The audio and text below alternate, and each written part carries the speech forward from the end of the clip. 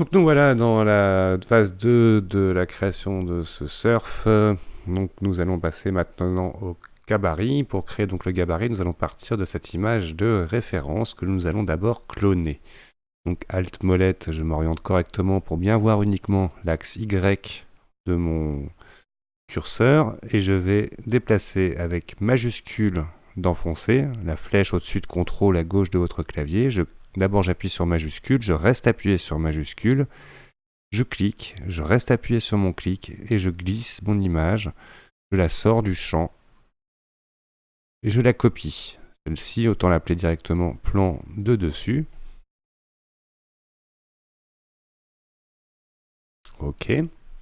Je Z pour être sur mon plan de dessus. Alt molette, je m'en oriente. Je vais zoomer un petit peu pour voir mieux. Voilà, comme ça. Histoire de bien voir la largeur de ce plan-là. Et grandir du coup l'image qui est ici, en utilisant échelle. Mais je ne veux pas modifier la taille de mon plan. Si j'utilise échelle, donc échelle est très simple, on peut l'utiliser soit sur un axe, soit sur deux axes, soit sur trois axes. Donc là, étant donné que c'est un plan, le troisième axe ne changera pas beaucoup. Je vais fermer mon pop-up. Et donc, du coup, je voudrais travailler uniquement sur le sous-objet. Gizmo de mon texture UVW. En utilisant le planaire YX, je vais pouvoir, comme ça, mettre à l'échelle mon image sans modifier la taille de mon plan, en étant plus ou moins à la même taille que le plan visible sur le plan de référence. Une fois que j'ai fait ça, je dézoome un petit peu, je vais utiliser déplacer et glisser mon image pour qu'elle soit plus ou moins au centre de ce plan, et ensuite aller dans mon plan, en modifier la longueur. Je vais pouvoir encore ajuster mieux le positionnement de l'image pour qu'il soit plus ou moins bien au centre de ce plan. Une fois que ça c'est fait, je sélectionne à nouveau le plan de référence et je vais utiliser la deuxième technique pour cloner un objet. Donc la première c'était majuscule plus déplacer. La deuxième c'est directement dans mon clic droit, cloner. Clic droit cloner, je le mets bien en copier aussi pour éviter que les modifications soient apportées à mon plan de référence. Et celui-là on va l'appeler plan de profil. Et faire OK.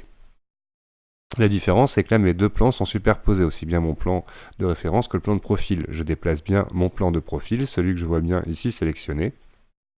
Je le glisse en dehors. Celui-ci va être beaucoup plus simple. Je vais juste positionner la partie de profil de l'image au centre du plan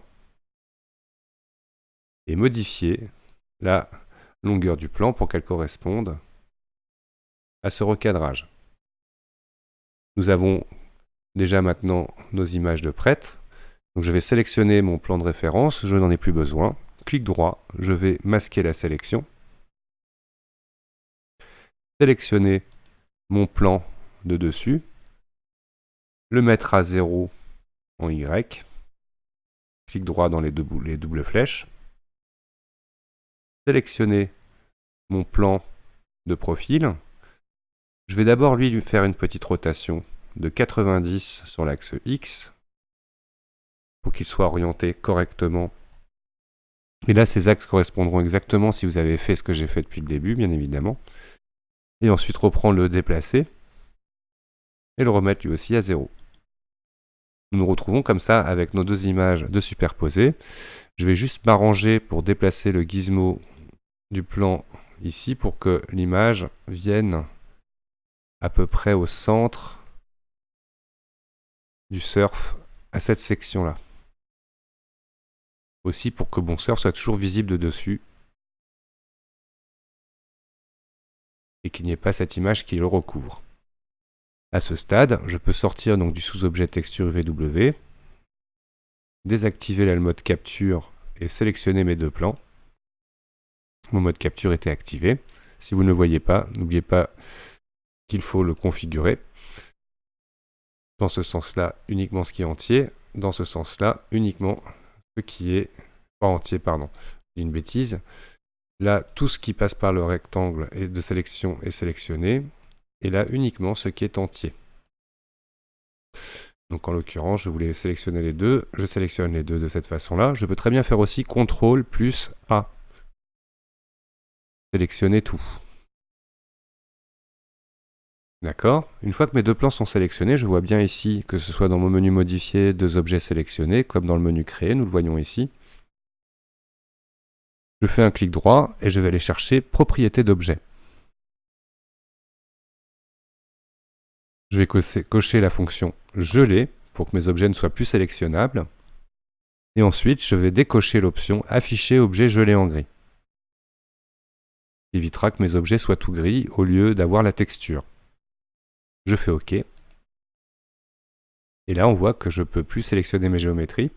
Si jamais vous voulez les resélectionner, clic droit, dégeler tout, elles seront à nouveau sélectionnables.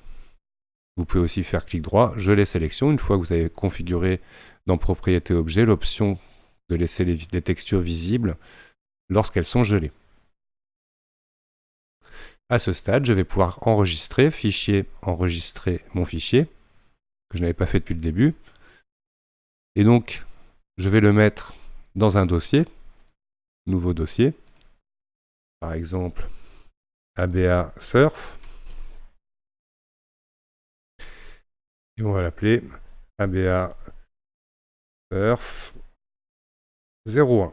Je mets une version, parce qu'on verra justement qu'on va enregistrer plusieurs versions, et qu'il y a une fonction très pratique dans 3D Studio Max qui permettra donc de faire de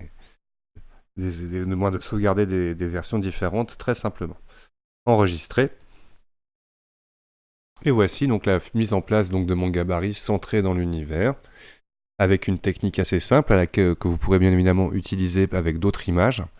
Alors je rappelle que pour cette fonction-là, donc le plus simple dans Google Images pour trouver des gabarits, il y a le mot magique Blueprint. Donc le mot magique Blueprint, donc ce sont les plans bleus, ce sont les plans techniques. Si on voulait vraiment traduire, donc je vais dans Google Images et vous mettez Blueprint.